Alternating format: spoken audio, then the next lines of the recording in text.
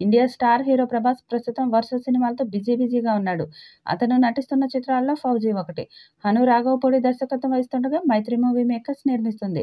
ఇక డార్లింగ్ సరసన young beauty Imanvi హీరోయిన్‌గా నటిస్తుంది. అయితే 1974 బ్యాక్ డ్రాప్ నేపథ్యంలో సాగే పీరియాడిక్ యాక్షన్ డ్రామా చిత్రంలో ప్రభాస్ డబుల్ యాంగిల్‌లో కనిపించనున్నారు. ప్రస్తుతం షూటింగ్ దశలో ఉన్న ఈ సినిమాకు సంబంధించిన ఓ న్యూస్ సోషల్ మీడియాలో తెగ వైరల్ అవుతుంది. 'ఫౌజీ' మూవీ వచ్చే వారం నుంచి కొత్త షెడ్యూల్‌ను ప్రారంభించుకోనున్నట్లు సమాచారం. హైదరాబాద్‌లో జరగనున్న ఈ షూటింగ్‌లో మన డార్లింగ్ కూడా పాల్గొననున్నారని తెలుస్తుంది.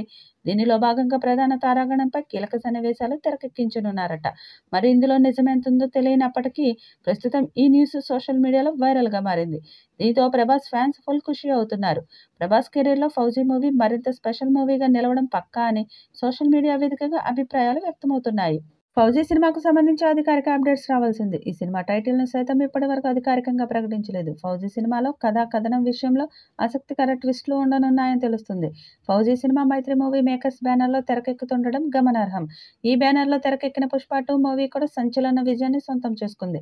హైదరాబాద్‌లో జరగనున్న ఈ షెడ్యూల్‌లో ప్రభాస్ కూడా పాల్గొననున్నారని సమాచారం.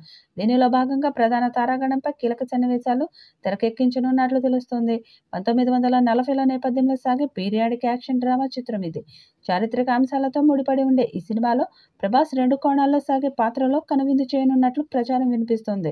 ప్రభాస్ నటించిన 'బాహుబలి 2', 'కల్కి' చిత్రాలు 1000 కోట్లకు పైగా కలెక్ట్ చేశాడు. ఇప్పుడు 'ఫౌజీ' కూడా 1000 కోట్ల క్లబ్‌లో జాయిన్ అవుతుందని భావిస్తున్నారు. మరి ఈ సినిమాతో ప్రభాస్ ఎలాంటి రికార్డ్స్ క్రియేట్ చేస్తాడో చూడాలి. ఈ వీడియోపై మీ అభిప్రాయాన్ని కామెంట్ బాక్స్‌లో తెలియజేయండి. ఈ వీడియో మీకు నచ్చితే లైక్ చేయండి, షేర్ చేయండి, కామెంట్ చేయండి. మరిన్ని అప్డేట్స్ కోసం మన ఛానల్‌ని సబ్స్క్రైబ్ చేసుకోండి. అలాగే పక్కనే ఉన్న గంట సింబల్‌ని గట్టిగా కొట్టండి.